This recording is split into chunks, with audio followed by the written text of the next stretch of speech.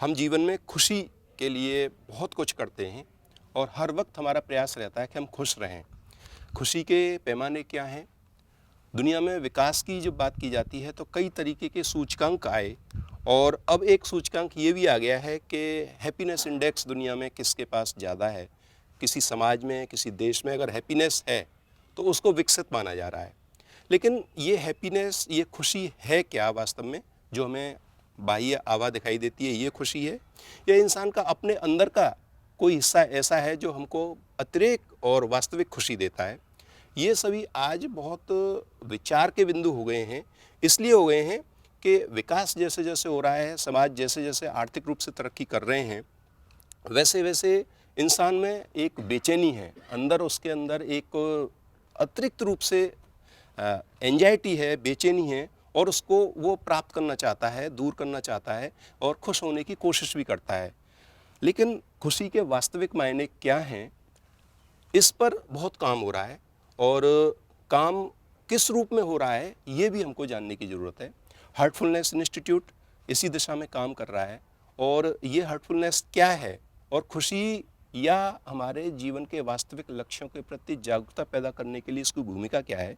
आज हमारे साथ में अनुपम अग्रवाल जी हैं, जो कि रीजनल फैसिलिटेटर हैं हार्टफुलनेस इंस्टीट्यूट के। तो अग्रवाल साहब, खुशी की बात की जाती है, हर समय जी। इंसान खुश रहना चाहता है। जी। खुशी है क्या? जी। आपने बहुत अच्छा प्रश्न पूछा है ये कि वास्तविकता में खुशी है क्या? जी।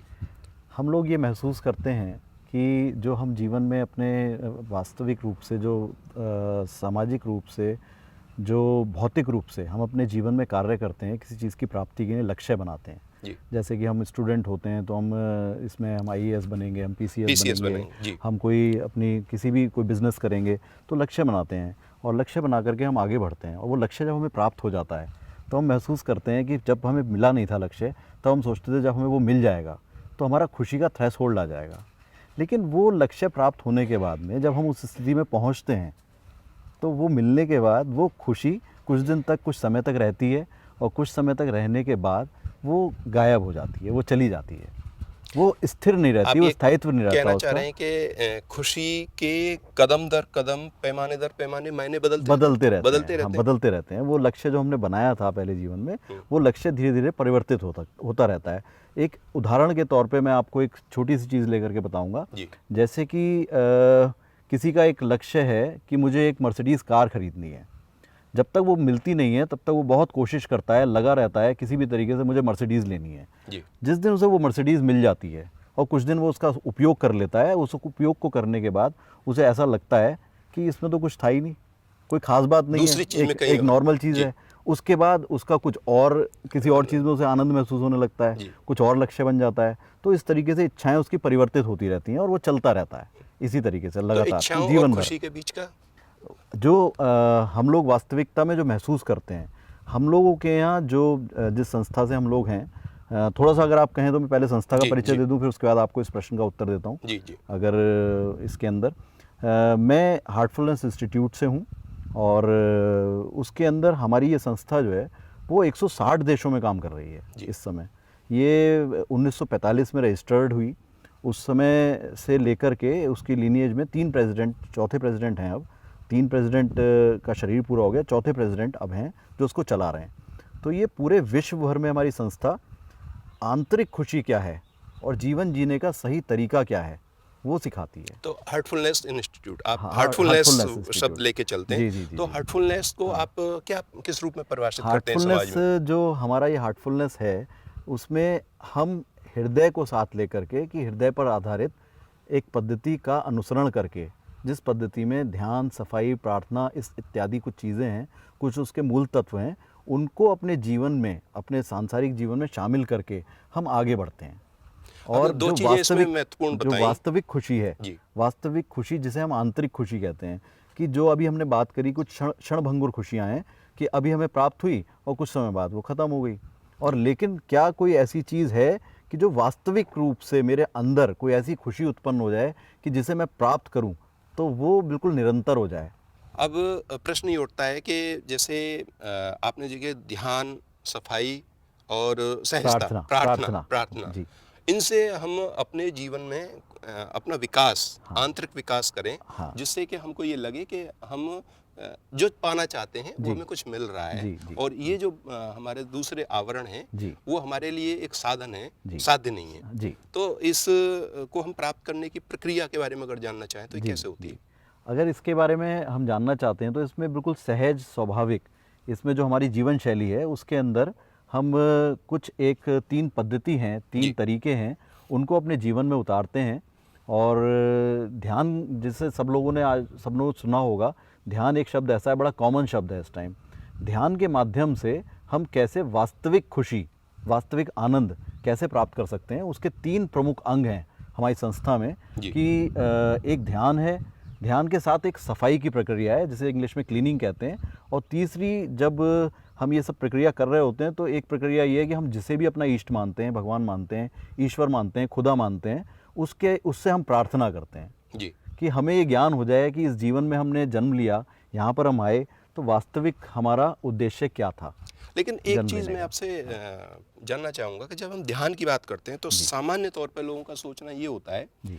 कि ध्यान का मतलब होता है अपने मनोभावों को ज़बरदस्ती नियंत्रित करना, जी। जी। और वो मन के अंदर एक बेचैनी पैदा करता जी। है। जी। जी। और आप कहते हैं कि ये सहजता है, जी। दोनों जी। में फ़र्क क्या है? जी, फ़र्क ये है साहब, आपने खुद ही अभी अपने प्रश्न में उत्तर दिया है इसका। जी। मैं तो ये कहूँगा कि आपने कहा कि हम बेचैनी को ख़त्म करने के लिए हम ध्यान करते हैं, और लेकिन जब हम उसे एकाग्र करने का प्रयास करते हैं तो वो उल्टा और बेचैन हो जाता है। जी। तो इसमें ये बिल्कुल 2 विपरीत चीज़ें हैं। जी।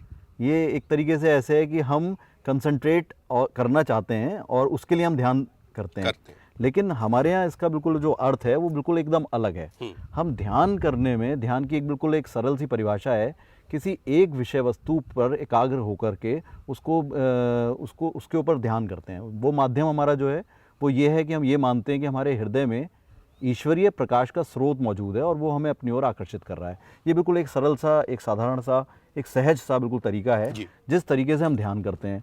इस ध्यान को करते करते इसका जो परिणाम होता है वो ये होता है कि आगे आने वाले समय में इसका जब हम अभ्यास करते हैं तो जो अवांछित विचार हैं, जो अवांछित चीज़ें हैं, वो धीरे धीरे वो कम होने लगती हैं, और लास्ट में जो अंत में हम उस स्थिति में आ जाते हैं कि उसे हम एकाग्रता की स्थिति कहते हैं। आपने सफाई का जिक्र किया था। जी, जी। सफाई तो घर की करते हैं, जी, जी। आदमी सफाई जी। के प्रति तो बहुत ज़्यादा जागरूक, जी, लेकिन जी। ये इनर सर्किल की जो जी, सफाई है, जी। बड़ा महत्वपूर्ण सा शब्द है जी, आपका जी, ये, जी, जी। इसके बारे में बताएंगे? ये सब इस हमारी पद्धति की ये एक विलक्षण एक तरीका है जिसके माध्यम से, जैसे हम लोग कहते हैं, जो लोग भी ध्यान से वाकिफ़ हैं, ध्यान के बारे में जानते हैं, कि ध्यान करते वक्त विचार बहुत आते हैं। जैसे अभी आपने शब्द इस्तेमाल किया, ध्यान करते वक्त बेचैनी होती है। तो ये जो सफाई है, ये एक ऐसी प्रक्रिया है जो हमारे अंदर, जो भी हम अपने दैनिक जीवन में पूरे दिन में एकत्रित करते हैं, उसका एक कोशेंट होता है, वो हमारे अंदर, हमारे सबकॉन्शियस लेवल पर जा कर के एकत्रित होता रहता है। तो वो सब जो एकत्रित हुआ है उसे हम एक मानसिक प्रक्रिया से, एक टेक्निक से, एक तरीके से उसे हम अपने से निकाल देते हैं, साफ कर देते हैं। मैं इसको और सहजता से आपसे समझना चाहूँगा, जी। क्योंकि एक सामान्य जी। जन के लिए बड़ा जी। महत्वपूर्ण बात जी। है। जी। जी। पूरे दिन में कहीं गया, जी। उससे मिला, इससे जी। मिला, किसी जी। से मेरा झगड़ा हो गया, जी। किसी से मेरी मधुरता की बातें हुई, जी। किसी के प्रति मेरे बहुत बुरे भाव आ रहे हैं, किसी जी। के प्रति मैं बहुत ही अगाध प्रेम से प्रेम से, वो जी। हूँ, जी। जी। और किसी के प्रति मेरे प्रति द्वेष है, द्वेष भावना है, है, भावना क्या है। है, जन जी। पता नहीं क्या जी। क्या हो रहा है। जी। जी। जी। तो ये सफाई जी। को आप कैसे, मतलब इसको देखिए, क्या करेंगे? हमारे यहाँ, हमारी पद्धति में, हम इसमें अगर केवल 2 शब्दों का इस्तेमाल करते हैं कि जो जी। हम साफ कर रहे हैं, जी। हमारी अशुद्धियाँ और जटिलताएं। जी। अब हम अगर इस शब्दों के ऊपर विचार करेंगे कि वो हमारी अशुद्धियाँ और जटिलताएं क्या हैं, तो वो सभी कुछ जो हमारे भीतर अवांछित है वो सब निकलना चालू हो जाएगा, सब निकलना वहाँ से शुरू हो जाएगा, और वो हमारा जो पात्र है वो स्वच्छ होने लगेगा। इसका एक सरल सा उदाहरण है, हम जैसे हमारी गृहिणियाँ घर पे अपना दूध बॉयल करती हैं, जी। दूध उबालती हैं, जी। तो जो उसका पात्र होता है, भगोना होता है या फ्राई पैन होता है, उसे अच्छे से मांजती हैं।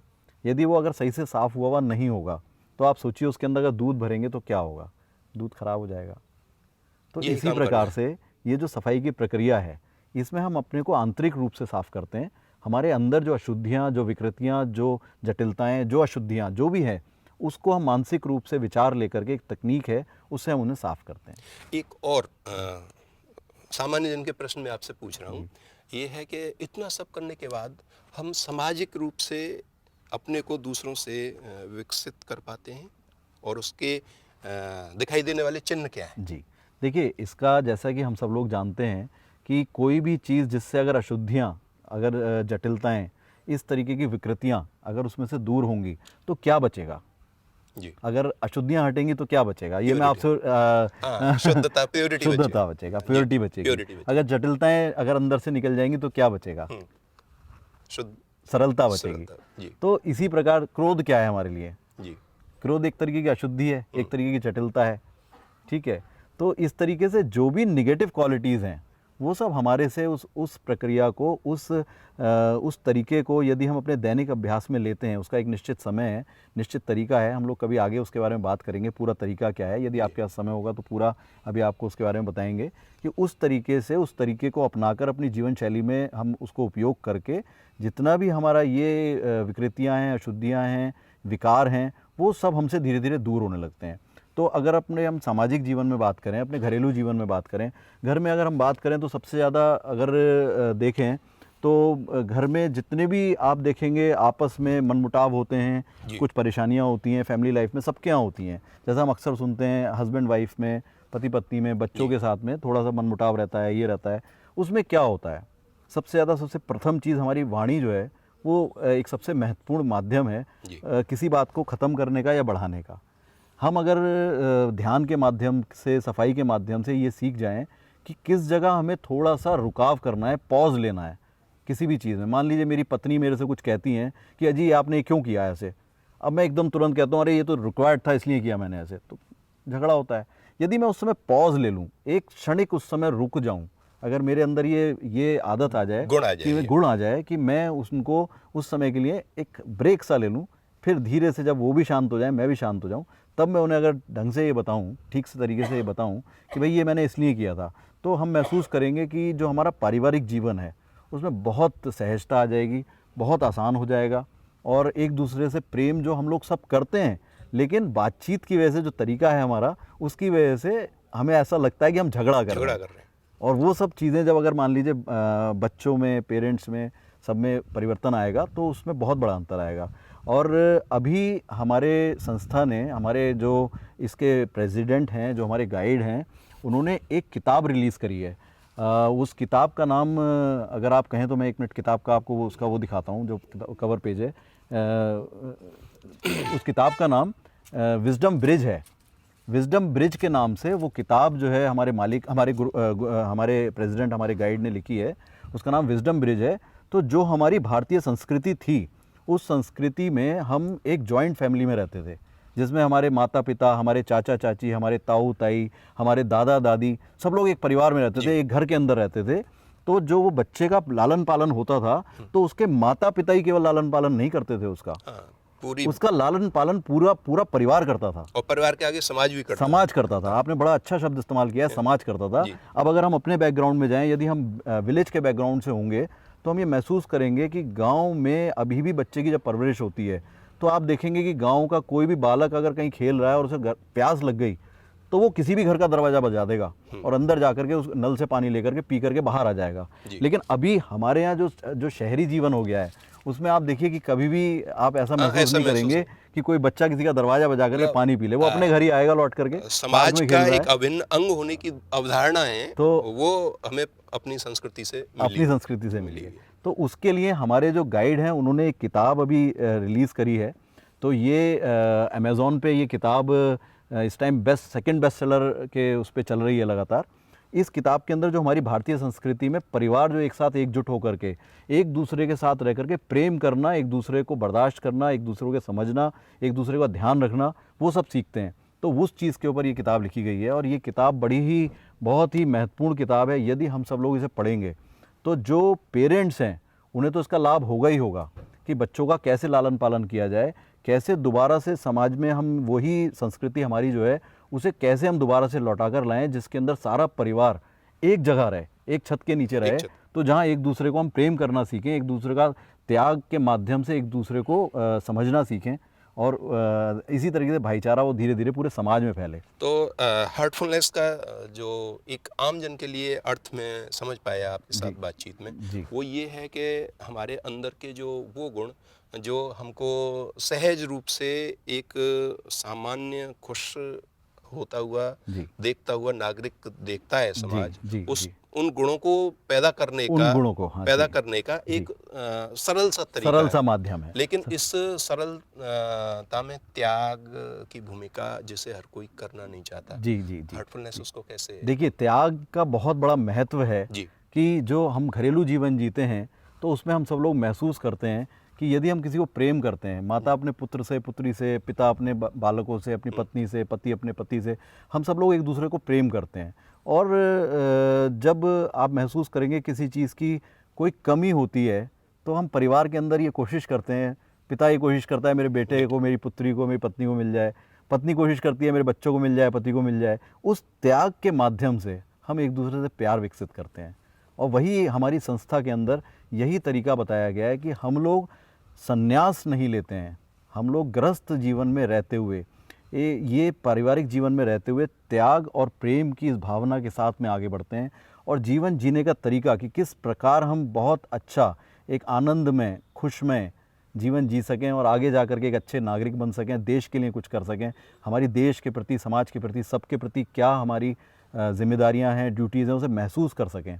और जो ये क्षणिक आनंद होते हैं चीज़ों के अंदर, उसके अलावा जो वास्तविक आनंद है उसका अनुभव करते हुए हम जीवन में आगे बढ़ें। एक अंतिम प्रश्न और है आपसे कि जैसे हम सहजता की बात करते हैं और आपने जिक्र किया कि जिस रूप में हम अपना जीवन जी रहे हैं उसी के अंतर्गत हमको अपने में विकसित करना है। जी। दुनिया आर्थिक रूप से बहुत तेजी के साथ बढ़ना चाह रही है और बढ़ भी रही है। जी। और पैसा जैसे जैसे पास में आता है जी। तो सहजता पीछे छूटती है। जी। और आर्थिक संपन्नता जब आती है जी। तो वो अपने साथ कुछ ऐसी चीज़ें लेके आती है जी। जिसमें कहें तो दम, अहम और उसके साथ जीने की एक इंसान की जो कह रहे हैं लग्जरी लाइफ जीने की। जी। तो क्या ये चीज़ें इसके साथ संभव हैं कि हम सहज भी रहें और उनके आदी भी रहें? हाँ, देखिए, अब आपने बहुत ही अच्छा एक प्रश्न पूछा है। मैं भगवान कृष्ण की जन्मभूमि स्थल में मैं इस समय खड़ा हुआ हूँ। सबसे पहले मैं भगवान हमारे श्री कृष्ण को मन से, हृदय से प्रणाम करता हूँ। और ये जो आपने प्रश्न पूछा है, यदि हम उनके जो हमारे लिए जो शिक्षाएं हैं, यदि उनको हम समझने का प्रयास करेंगे तो उसके अंदर उन्होंने एक शिक्षा दी है कि जैसे हंस पानी से जब निकलता है और जब बाहर आता है तो वो गीला नहीं होता है, वो सूखा होता है। तो ये बिल्कुल सेम वही चीज़ है जो आपने प्रश्न पूछा है कि अगर मान लीजिए इसमें अगर हम इन दो चीज़ों को, हंस को अपनी जगह लें कि मैं हंस हूँ, और वो जो पानी है वो सांसारिक उपलब्धियाँ हैं, वो सांसारिक वो है जो कि धन धान्य है जो मैंने विकसित किया है, तो मैं उसमें रहते हुए भी उसके बाहर किस प्रकार सूखा रह सकूं, ये मेरे को वो अपने अंदर गुण विकसित करना है। और सहज हार्टफुलनेस उसका एक माध्यम बन सकता है। हार्टफुलनेस उसका माध्यम है। अगर मुझे मैं आपको थोड़ा सा पद्धति के बारे में कि पद्धति क्या है हमारी, वो मैं थोड़ा सा शॉर्ट में आपको बताने का प्रयास करता हूँ। हमारी ये एक जीवन के अंदर, जीवन शैली में बहुत आसानी से एक टेक्निक्स हैं, साइंटिफिक तरीका है जिसे हम अपने दैनिक जीवन के अंदर इस अभ्यास को शामिल करके हम अपने जीवन को कैसे अच्छा बनाएं, बेहतर से बेहतर बनाएं। हम जिस फील्ड में भी काम कर रहे हैं, आपने जैसे अभी कहा कि संपत्ति आती है, तो उसमें भी हम कैसे बेस्ट बने।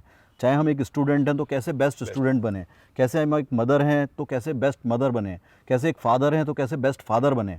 तो हर तरीके से एक एंटरप्रेन्योर हैं तो बेस्ट एंटरप्रेन्योर कैसे बने। तो वो कैसे हो सकता है, अगर आप किसी भी जो भी ज्ञानी लोग होते हैं, आप देखेंगे जो बोलने वाले होते हैं, तो बताते हैं कि वो क्वालिटीज़ सारी हमें अपने अंदर विकसित करनी है। उनके अंदर क्वालिटीज़ विकसित होती हैं तभी वो बेस्ट बनते हैं। तो हमारा जो ये तरीका है, जो पद्धति है, वो इसी बात पे फोकस करती है कि हमें अपने अंदर की जो क्वालिटीज़ हैं वो इम्प्रूव करनी है। और इस माध्यम से, जो हमारी इस पद्धति का माध्यम है, अगर हम इसको थोड़ा सा करीब से देखेंगे कि हम ध्यान करते हैं, हम सफाई करते हैं और हम ईश्वर से प्रार्थना करते हैं। हम 3 काम करते हैं। ध्यान के माध्यम से हम प्राप्त करते हैं, सफाई के माध्यम से जो हमारी विकृतियां हैं, जो हमारी जटिलताएं हैं, जो हमारी अशुद्धियां हैं, वो हम साफ़ करते हैं, और फिर ईश्वर से प्रार्थना करते हैं कि जो हमें मिला है उसे हम सजो सकें, और या जो हमसे भूल हो गई है उसमें हमें माफ़ कर दीजिए, हम आगे उस भूल को ना करें। इस तरीके की साधारण सी, सिंपल सी, सहज सी हम प्रार्थना करते हैं। तो ये एक अभ्यास का तरीका है जिससे हम अपने जीवन को परिवर्तित कर सकते हैं। तो आज हमारे साथ में अनुपम अग्रवाल जी, जो कि हार्टफुलनेस इंस्टीट्यूट के उत्तर प्रदेश के रीजनल फैसिलिटेटर हैं।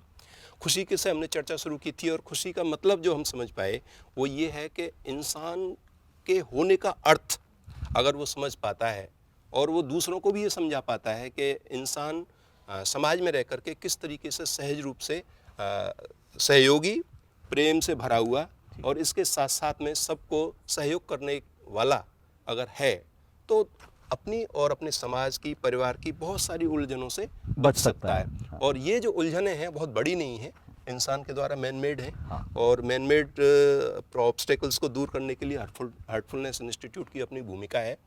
आपने बिल्कुल, जो आप ठीक कह रहे हैं, उलझन बड़ी नहीं है। जी। उलझन के प्रति हमारा दृष्टिकोण क्या है, ये इम्पोर्टेंट हाँ, है। हमारी पद्धति ये नहीं कहती कि आपकी उलझनें कम हो जाएंगी या आपके ऊपर जो आने वाली समस्याएं हैं, दुख हैं, कष्ट हैं, वो कम हो जाएंगे। हमारी संस्था कहीं ये बात नहीं कहती। हमारी संस्था ये कहती है उन कष्टों को, उन दुखों को, उन परिस्थितियों को, उनके प्रति हमारा नज़रिया बदल जाएगा। उनको कैसे हमको हमको डील उन्हें करना कैसे है, डील करना है, वो नज़रिया हमारा बदल जाएगा। ये वो जानने हमें, की बात है। वो हम तरीका सीख जाएंगे, उनसे हमें कैसे डील करना है। ये सब बातें हैं, बहुत ज़्यादा कठिन नहीं है, लेकिन समझने की हैं, कुछ करने की भी हैं। और वो करना कोई बहुत बड़ा नहीं है, फिर वही है सहजता के साथ हमको करना है। तो अग्रवाल साहब, आपसे बातचीत हमारे दर्शकों के लिए उपयोगी सिद्ध होगी। आपने हमें वक्त दिया, इसके लिए आपको साधुवाद।